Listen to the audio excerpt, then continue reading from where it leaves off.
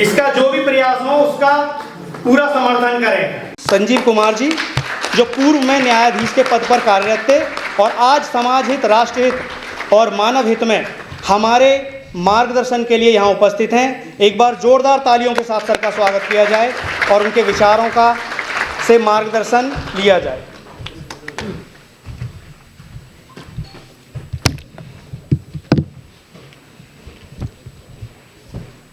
जय भीम साथियों,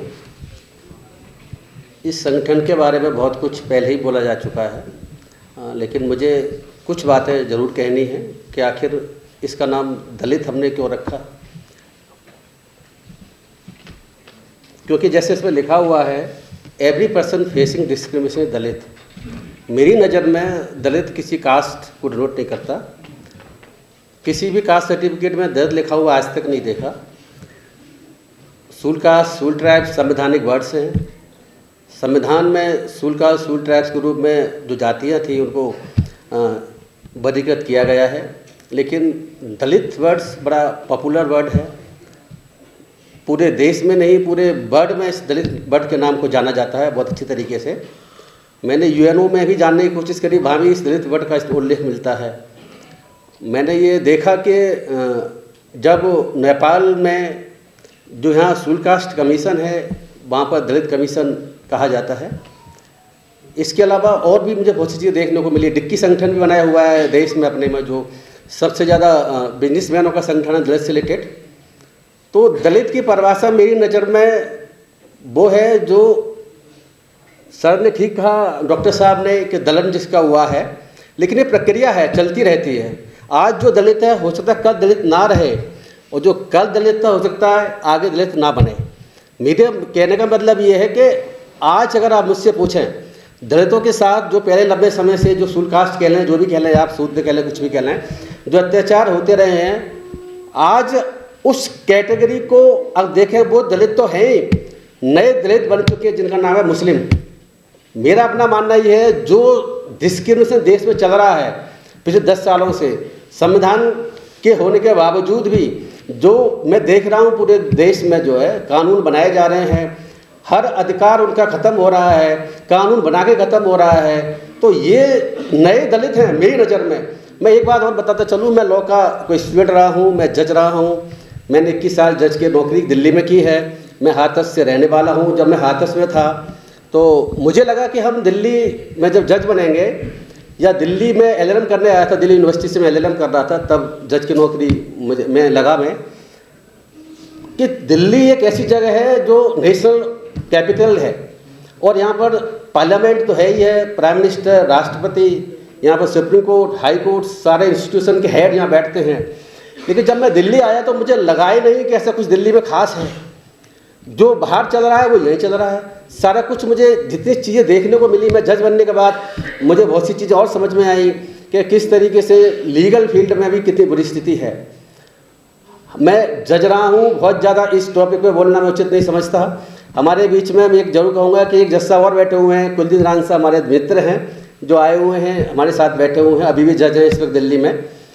हम लोगों ने बहुत चर्चा करते रहे हैं लंबे समय तक देश की समस्या पर, बहुत सी चीज़ों पर। ये जो संगठन बनाने की जहाँ तक बात है, वो मेरा उद्देश्य ये है कि संगठन बहुत सारे बने हुए हैं जैसे साथियों ने बताया, लेकिन मेरी इच्छा ये है कि ईमानदारी के साथ संगठन का काम किया जाए। मुझे इसका अभाव लगता है बहुत हद तक। मुझे इसका अभाव जो डेमोक्रेसी के तीनों प्रिंसिपल, तीनों इंस्टीट्यूशंस हैं, पार्लियामेंट, चाहे लेजिस्लेटर हो, चाहे हमारे एग्जीक्यूटिव ऑफिसर्स हों, चाहे हमारी न्यायपालिका हो, चाहे प्रेस हो, चाहे कुछ भी हो, मुझे ईमानदारी का अभाव बहुत भारी खटका। बहुत लंबे समय से मैं देखता रहा कि ईमानदारी का बहुत कुछ अभाव है हमारे देश में, और ईमानदारी के साथ हमें कुछ करने की आवश्यकता है, जिनके लिए हमें, जैसे सर ने कहा, गौतम जी ने, नो डाउट पैसे की ज़रूरत है केस लड़ने के लिए। मैं केस लड़ने के लिए सिर्फ इस संगठन को नहीं बनाया हुआ है। केस लड़ना, न्यायपालिका सिर्फ एक विंग होता है, कार्यपालिका भी है और विधायिका भी है। हम हर जगह इस दलितों की समस्याओं को लेकर के जाएंगे और अपना काम करेंगे, चाहे जहाँ तक पैसे का सवाल है, पैसे का सवाल आने नहीं आने तो कुछ भी हो जाए। हमारे गुजरात से हमारे जो भाई आए हुए हैं, हमने पूरी तन मन धन से उनकी सेवा करी। ऐसे और भी केस किए हैं, अभी की बात नहीं है। आप कन्हैयालाल जी को देखिए कि ऐसा डिस्क्रिमिनेशन नहीं तो बिरला डिस्क्रिमिनेशन है। हम SC एक्ट के तहत केस लगाते हैं, जनरली लगते हैं, मतलब कि मुझे कास्ट के बेसिस पर मेरे साथ ये कहा, ये किया। लेकिन इस बंदे के साथ क्या हुआ है कि राइटिंग में नोटिस दिया है प्रिंसिपल ने कि तुम इस जाति से हो, तुम इस घड़े को पियोगे तो इस घड़े से पानी नहीं पियोगे। ये राइटिंग में दिया है, मौखिक नहीं हुआ है। ये लेटर है, उस लेटर को हमने इनके एडवोकेट ने हाई कोर्ट में भी पेश किया, लेकिन हाई कोर्ट ने इनकी FIR क्वेश कर दी। हुआ ये था कि 2 घड़े रखे गए प्रिंसिपल बनने के बाद, जब टीचर थे, जब ये इस स्कूल में ट्रांसफर होकर के आए तो 2 घड़े, एक ग्रीन कलर का एक रेड कलर का। एक घड़े से कहा गया आप पानी पिएंगे, दूसरे घड़े से बाकी और टीचर्स पानी पिएंगे। इस स्कूल में सिर्फ 4 टीचर हैं गुजरात में, एक टीचर खाली ये दलित कम्युनिटी से है, बाकी जनरल कम्युनिटी से हैं। तो इनको प्रिंसिपल राइटिंग में नोटिस दे रहा है कि आप इस घड़े से पानी नहीं पिएंगे। ये तो मैंने कभी देखा भी नहीं। मौखिक तो बात चलती रहती है, लेकिन राइटिंग में लिख करके देना। उसके बाद इन्होंने बहुत संघर्ष किया और सबसे बड़ी बात यह, इसके बाद इनका ट्रांसफ़र हुआ, इनको वहाँ सिक्योरिटी भी मिली, बहुत चीज़ें और भी रही, मैं उस पर जाना नहीं चाहता, समय हमारे पास कम है, बहुत जल्दी मैं अपनी बात खत्म करूँगा। ये फिर जहाँ ट्रांसफ़र किया गया तो वहाँ पर घर लेने के लिए किराए पर गए, तो उस स्कूल के पास जो गाँव था, वहाँ के जो सेक्रेटरी है और वहाँ का जो प्रधान है, उसने लिखित में दिया है कि आप इस जाति से आपको यहाँ पर किराए पर मकान नहीं मिल सकता। ये गुजरात राज्य में चल रहा है, जो कि मोदी जी कहते हैं कि जो है नंबर 1 का स्टेट है। तो मुझे तो बड़ा दुख हुआ इनकी समस्या को जानने के बाद भी। हमसे कुछ महीने पहले हमारे कांटेक्ट में आए थे। मैं देश में ऐसी बहुत सी चीज़ें देख रहा हूँ, जान रहा हूँ, समझ रहा हूँ। मेरा अपना उद्देश्य ये है कि हम किसी तरीके से इस दलितों से रिलेटेड जो भी समस्या हैं, कानूनी रूप से भी, रोड पर भी और हर जगह उनको उठाएं। अभी मैंने कल जो है मुझे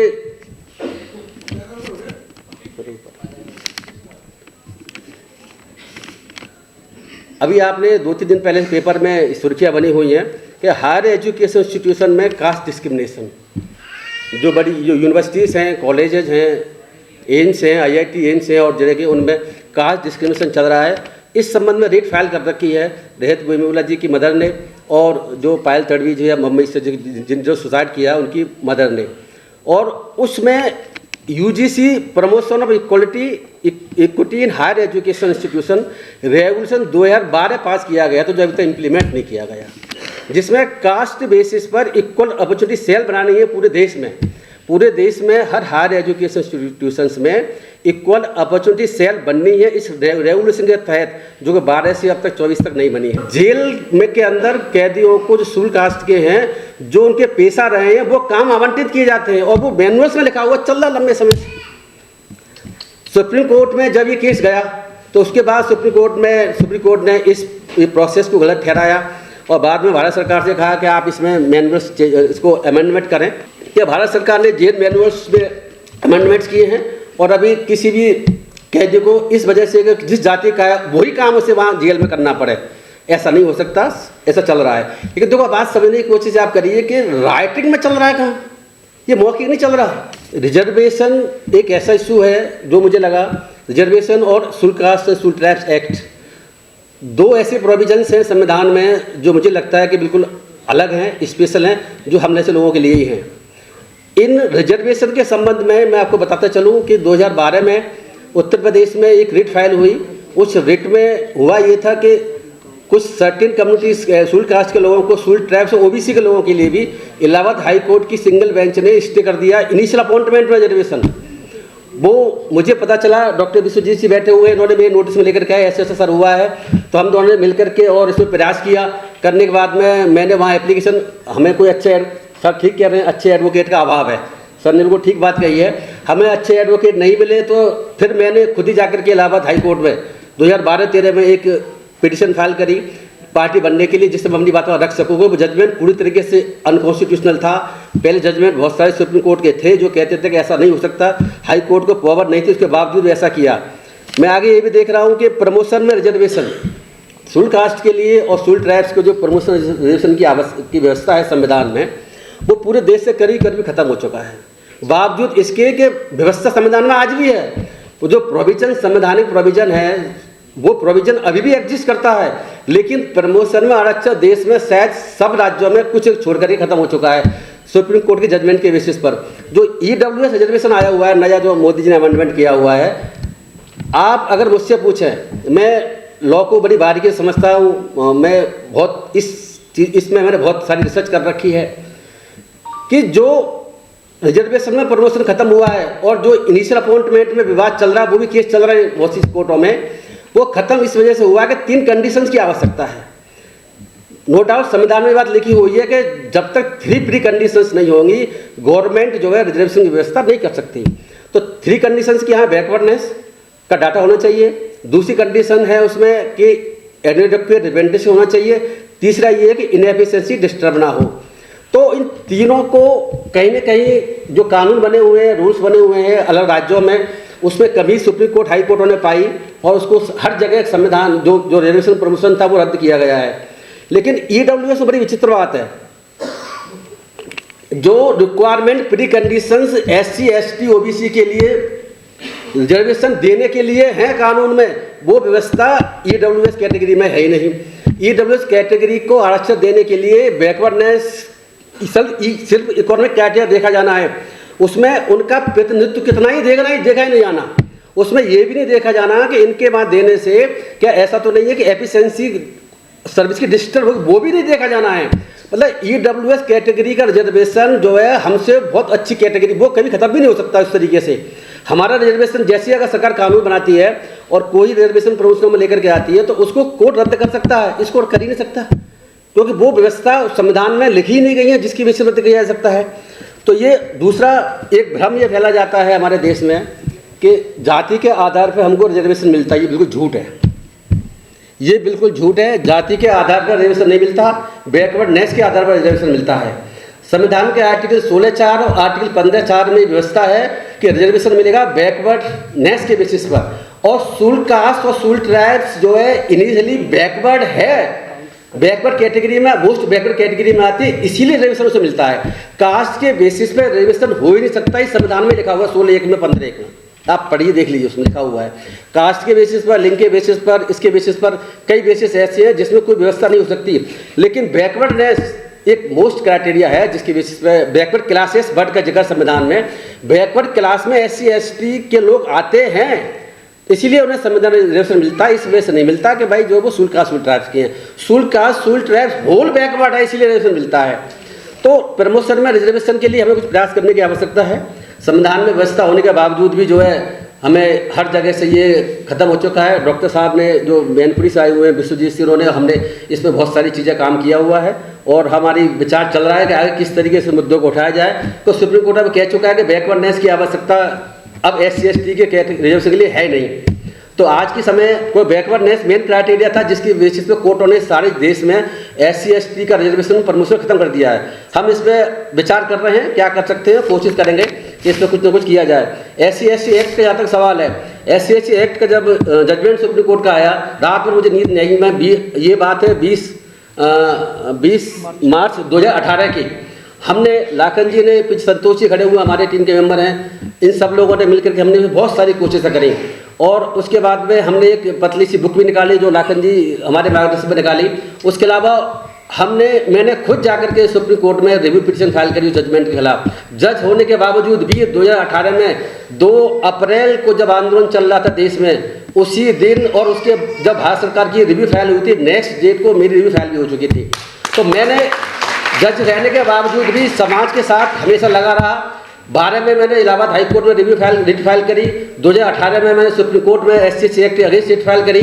मेरी ये प्रक्रिया चल रही है। मैं इस नौकरी की वजह से, बंधनों की वजह से बहुत कुछ नहीं कर पा रहा था, तो मैंने नौकरी से बियास लेने का क्या फैसला किया जिससे मैं समाज के साथ जुड़ सकूं और आगे कुछ कर सकूं। मैंने 2014 में ही रिजाइन किया था, लेकिन हाई कोर्ट ने मेरा एक्सेप्ट नहीं किया, वो एक अलग इतिहास है। लेकिन जब 20 साल पूरे होने के बाद मैंने BIS लिया हुआ है, मैं आपको वादा करता हूँ ईमानदारी के साथ ये संगठन काम करेगा। कोई सूरत नहीं है पैसा और बेईमानी के साथ नहीं, ईमानदारी के साथ संगठन काम करेगा। चाहे कुछ भी हो जाए, चाहे हमारा कुछ भी हो जाए, कोई कुछ भी कर ले, अपने उद्देश्य की पूर्ति के लिए मैं, लाखन जी, संतोष जैसे बहुत से हमारे साथी लगे हुए हैं और लगे रहेंगे। आप जल्दी ही देखेंगे देश में बड़े पैमाने पर जो चीज़ें छूट रही हैं और जो नहीं हो पा रही हम करने की कोशिश करेंगे।